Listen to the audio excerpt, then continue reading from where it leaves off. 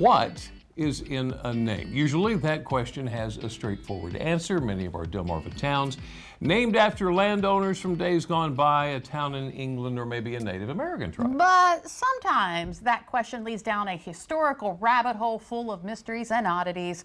So it goes with the two places in Talbot County that Jim Duffy of Secrets of the Eastern Shore is here to tell us about in today's Throwback Thursday. Welcome. Good afternoon. Yeah, We knew you were the man to come to. Yeah. We knew you were the man. And if you're talking Talbot County, I really hope you're talking about the town of Trappe because of the way they spell it. They didn't spell it the fancy way at first. Oh, really? Yeah, and they called it the Trappe, T-R-A-P. Lots of theories about this one. We'll try to see if I can remember them and get through them.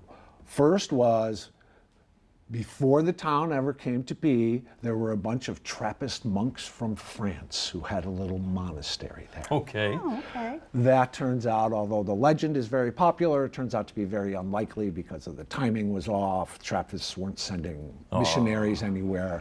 Right. So that one's out. All of the rest of them bring us back to tavern. All right. There was a tavern in Trappe.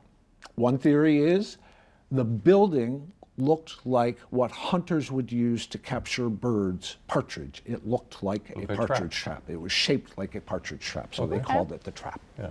Another one is, and this gets back to the French thing, there was a tavern, and there was a really friendly, attractive French woman who ran the tavern. And along all the stagecoach lines of the Mid-Atlantic, it became known as the Trappe because people would spend too much time and money. Another one, there was a tavern. No tavern. This one doesn't have the French woman. It's just a fun place. And like today, on football Sunday, the men of Trappe would spend too much time and money in there, and so the name the Trappe came from the housewives.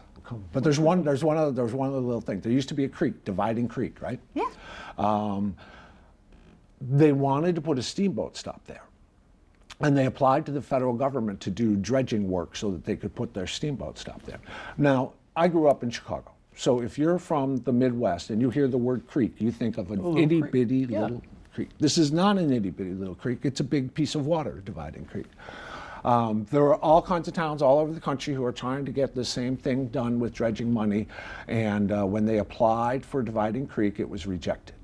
And they figured out why. It was because all those goofballs in Washington thought the creek was like small. It's like, we're not going to dredge some little creek. For a big old boat. So the town got together and passed or whatever they needed to pass to change the name of the creek, and they changed it to La Trappe River.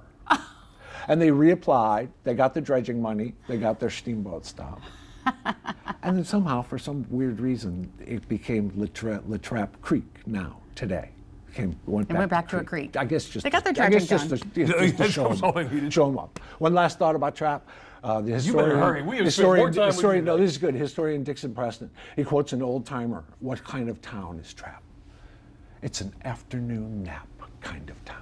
Oh. No. Nobody, don't fall asleep. Don't fall asleep. Show's still going. That is awesome. Jim Duffy, Secrets of the Eastern Shore.